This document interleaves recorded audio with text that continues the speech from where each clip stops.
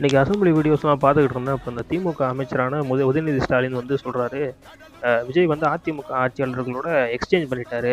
அதாவது காசு வாங்கிட்டு அதிமுக அமைச்சர்கள தன் கூட இழுத்துக்கிட்டாராம். அந்த மாரி பேசுறாப்புல. அடுத்தது வந்து கூத்தடிச்சாங்களாம். விஜய் கட்சியும், அதிமுக கட்சியும் கூத்தடிச்சாங்க. அப்படி இப்படின்னு சொல்லிட்டு நெறைய தகாத வார்த்தைகள்லாம் பேசுறாரு. வன்மம் மனுஷன் உதயநிதிக்கு வன்மத்தின் மறு உருவங்க. வன்மத்த கக்குறாப்புல. 50 வருஷமா திருடிக்கிட்டு இருந்த திமுக ஆட்சியை தோக்கடிச்சு இன்னைக்கு முதலமைச்சரா முன்னாடி உட்காந்துருக்கிறதா தாங்க முடியல. கோட் ஷூட்லாம் போட்டு உட்காந்துருக்கிறது வந்து வயிறு எரியுது, எரிச்சல். வயிற்றுச்சல் அதிகமாகி அது அல்சர் ஆகி அப்புறம் கேன்சர் ஆகிடும். யாராவது மருந்து வாங்கி கொடுங்க திமுக காரங்க யாராவது இருந்தாங்கன்னா.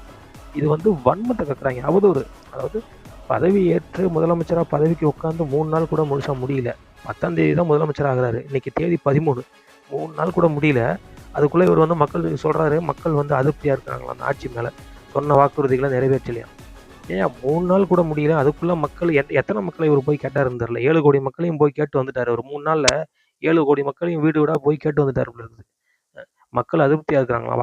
வாக்களித்த மக்கள் ரொம்ப கவலையா இருக்காங்களாம்.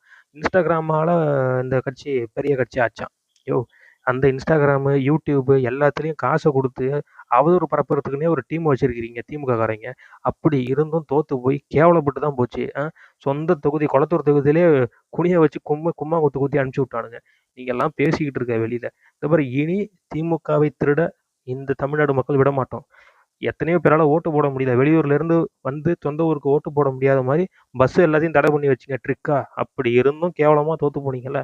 இனி திமுக தமிழ்நாட்டை ஆள விடவே மாட்டோம். யங்ஸ்டர்ஸ், இது வந்து மக்களுடைய ஆட்சி, இளைய தலைமுறையினருடைய ஆட்சி. அடுத்த ஜென்ரேஷன் எல்லாருமே விஜய் அண்ணாவுக்கு தான் சப்போர்ட் பண்ணுவோம். ஏன்னா விஜய் வந்து எங்கள்ல ஒருத்தர், சரியா?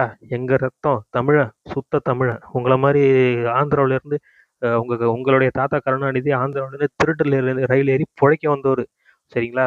உங்களை திட்டுனா எங்களுக்கு வலிக்காது. ஆனா எங்க விஜயை நீங்க திட்டும் போதெல்லாம் எங்களை திட்டுறதா அர்த்தம், எங்க வீட்டுல ஒருத்தரை திட்டுறதா அர்த்தம். எங்களுக்கு வலிக்கும், எங்க ரத்தம் கொதிக்கும். இந்த ரத்தம் கொதிச்சதுன்னா நீங்க நீங்க சுத்தமா நிக்கவே முடியாது. எலெக்ஷன்ல நிக்க முடியாது. ஒரு சீட்டு கூட ஜெயிக்க முடியாது. ரொம்ப சந்தோஷப்படாதீங்க. அடுத்த தேர்தல் நீங்கன்னா கஜானாவே காலி பண்ணிட்டு போயிட்டு நீங்க விஜய் அண்ணா மேல வாக்குறுதி உறுதிப்படுத்தல, அது படுத்தலன்னு குற்றம் சுமத்திட்டு இருக்கீங்க. 10 லட்சம் கோடி எவன் அடைக்கிறது? நல்லா சுரண்டி தின்னு நல்லா கொழுத்து போய் இன்னைக்கு உட்காந்துக்கிட்டு பேசிட்டு இருக்கீங்க. நல்லா வயிறு எரியணும், உங்க வயிறு எரியணும். அதை பார்த்து நாங்கள் சந்தோஷப்படணும். அது போதுங்க.